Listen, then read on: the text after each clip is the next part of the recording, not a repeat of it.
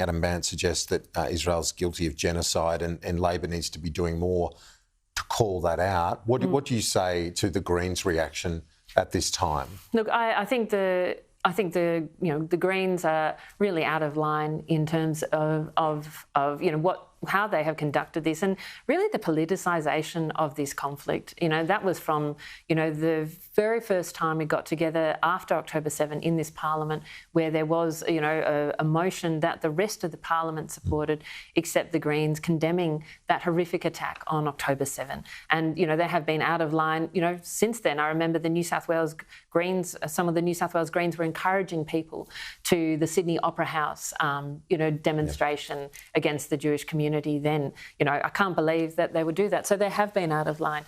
Now, the truth is that this has been a horrific time for Israelis, but it has also been a horrific time, for Palestinian people as well. What Hamas has done has kicked off terrible situations across the world and terrible suffering. And I think that's what we need to recognise, have that compassion, but also be clear-eyed about how do we get out of it. Did you welcome Mark Butler's comments last night? Was there any difference in what he said to what you'd heard previously from the government?